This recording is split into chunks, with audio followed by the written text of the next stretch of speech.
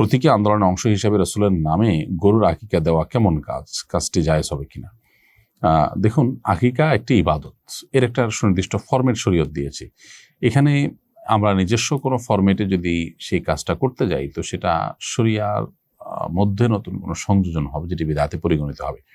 নবী করিম সাল্লাল্লাহু আলাইহি ওয়াসাল্লাম তার আকিকা দেয়া হয়েছে, তিনি নিজে বড় হওয়ার পরে আকিকার উদ্যোগ নিয়েছেন। তো তার আকিকা দেওয়ার পর এখন এসে তার আকিকা আপনি দিচ্ছেন কোন হিসাবে?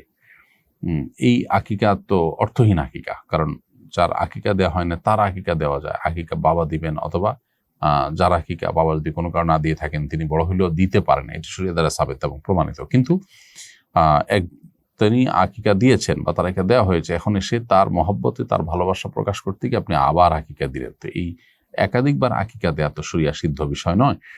বিধায় নবী করিম সাল্লাল্লাহু আলাইহি ওয়াসাল্লামের প্রতি ভালোবাসার দাবি করে এমন কিছু কাজ যদি আমরা করি যেটা আসলে শরিয়া আমাদেরকে অ্যালাউ করে না, নবী সাল্লাল্লাহু আলাইহি ওয়াসাল্লামের আনিত দ্বীন আমাদেরকে অ্যালাউ করে না, তাহলে সেটা হবে নবীর ভালোবাসার নামে রীতিমতো তামাশা। বিধায় এ ধরনের কর্মকাণ্ড, অনেকে কেক কাটেন, জন্মদিনের সাথে কেকের যে একটা সম্পর্ক, এটা নিয়ে আমরা অনলাইনে যদি ঘাটাঘাটি করে আমরা দেখব যে এখানে আসলে বিশ্বাসগত একটা বিরাট বিচ্ছুতির ব্যাপার আছে, অথচ সেটাই নবী করিম সাল্লাল্লাহু আলাইহি ওয়াসাল্লাম মহব্বতের নামে তার ক্ষেত্রে করার দুঃসাহস আমরা অনেক মুসলমান নামধারীরা করছি। আল্লাহ তাআলা আমাদেরকে হেদায়েত দান করুন।